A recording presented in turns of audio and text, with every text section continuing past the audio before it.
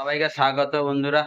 আজকে আপনাদেরকে দেখাবো 100 জনের অর্ডার আছে, কি কি আছে দেখাতে থাকবো। হ্যাঁ? আর এখানে কপি ফপি পড়ে আছে। ব্যাক ক্যামেরাটা অন করে আপনাদের দেখাচ্ছি।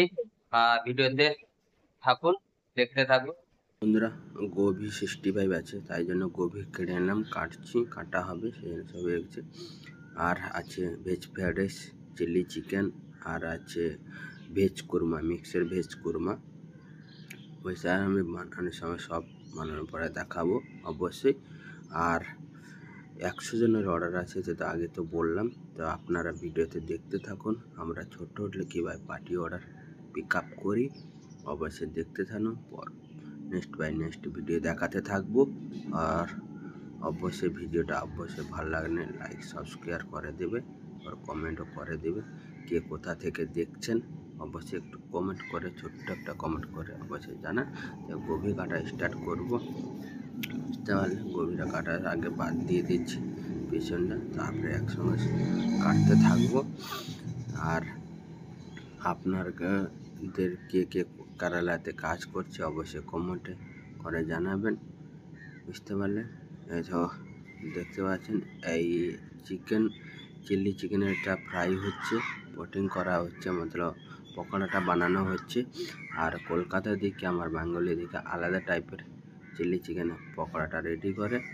আর দেখতে পাচ্ছেন অনেকগুলো আরও একটা বর্তনে আছে, ভালো মানে হোয়াইট ইয়ে করে। একটা ভেজি কুরমার জন্য জিনিস কাটা হয়ে আছে, মিক্সার। এই যে গোভি কাটছে, দেখতে পাচ্ছেন। তারপরে আমিও লেগে কেটে দেবো অবশ্যই, আমি ক্যামেরাটা করছি তাই জন্য। যেহেতু উত্তর দিনাজপুরের উপরে ছেলে গোভিগুলো কাটছে, এই কাটা হয়ে গেছে। এখন যাবো ভেজ কুরমা, যাবো অলরেডি রেডি হয়ে গেছে, দেখালাম আপনাদেরকে, দেখতে পাচ্ছেন।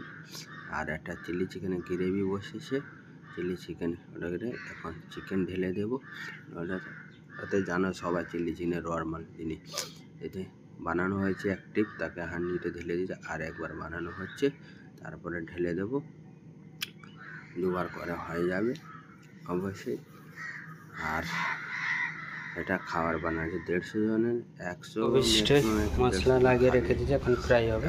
গোভি দেখতে পাচ্ছেন মশলা ঢেলে আবার করে রাখার পরে ফ্রাই হচ্ছে। অবশ্যই কত দুর্দান্ত ফ্রাই হচ্ছে দেখতে তেলের মধ্যে, এত দারুণ টেস্টি। এই তো বানানো গোভি 65।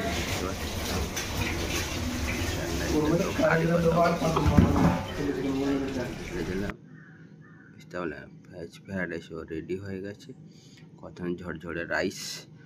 আর যে অবশ্যই কালের ভিতরে কাজ করছে অবশ্যই কমেন্ট বক্সে অবশ্যই বলবেন।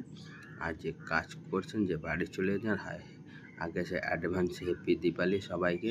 সবাই ভালো থাকুন, সুস্থ থাকুন, শুভ না কামনা করি সবাই সুস্থ থাকুন রাখতে। আর